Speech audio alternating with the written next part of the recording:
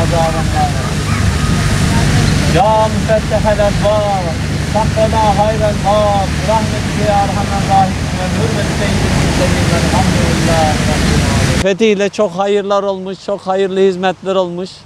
İnşallah buranın açılmasıyla da çok hayırlara vesile olacak. Çok şerlerin define vesile olacak. Çok planların bozulmasına vesile olsun inşallah. Rabbimiz Cenab-ı Allah bu işi yapanlara Cenab-ı Allah çok hayırları vesile etsin. Daha bunun gibi çok hayırlara vesile etsin. Allah başımızdan eksik etmesin. Onlar hakkındaki şer planları def-i etsin inşallah.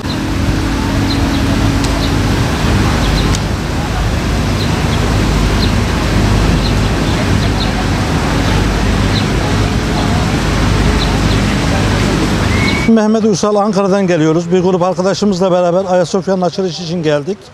Cenab-ı Hakk'a hadsiz hamdü senalar olsun. Bu büyük bir nimet ilahidir. Allah bu nimeti daha da ziyadeleştirsin. Yarınki cuma namazının şevkini, heyecanını yaşıyoruz.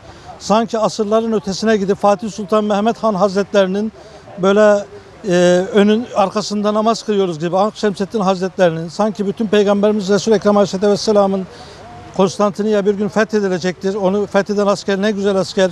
Onun kumandanı ne kadar güzel kumandan. Hadis-i şerifine mazhar olan Fatih Sultan Mehmet Hazretlerinin böyle torunları olan ecdadımızın böyle biz de onlara layık bir surette en azından biz de bu tarihe şehadetlik etmek noktasından buraya geldik. Allah böyle inşallah yapılan duaları kabul etsin. Memleketimizi maddi manevi tehlikelerden muhafaza etsin. Hayırlara vesile kılsın inşallah. 30-40 seneden beri hayalimdi ilk Cuma'yı kılmak için. Elhamdülillah Allah bana bunu nasip etti. İnşallah Türkiye'nin tam bağımsızlığı oldu elhamdülillah. Tam hürriyetimize kavuştuk. Elhamdülillah.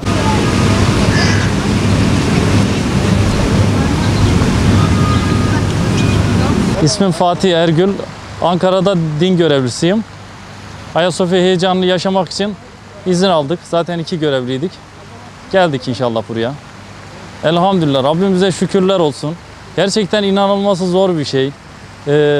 Yıllardır hayalimizdi, bunu bekliyorduk. Daha İmam Hatip Lisesi'nde okurken bile bir hayalimizdi.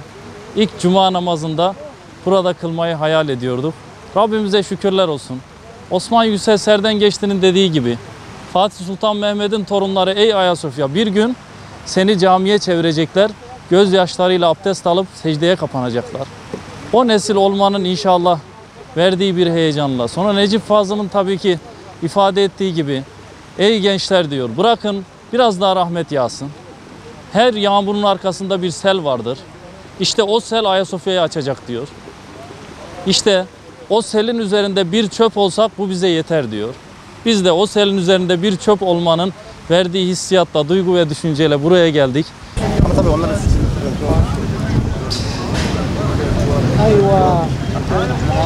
Tokat Turhal'dan geliyorum. Bu Ayasofya'nın açılışıyla inşallah Cuma namazını burada kılmak için önceden buraya geldik. 75-80 arası burada okudum. O günlerde Ayasofya için zincirler kırılsın, Ayasofya açılsın diye yürüyüşler yaptık. Mitingler düzenledik.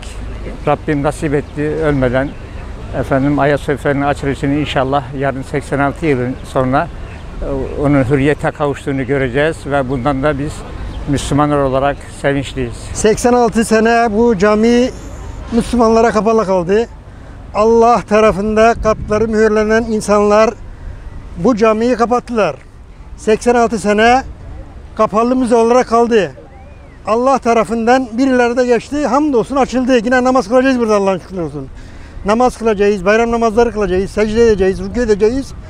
Hamdolsun, şükürler olsun.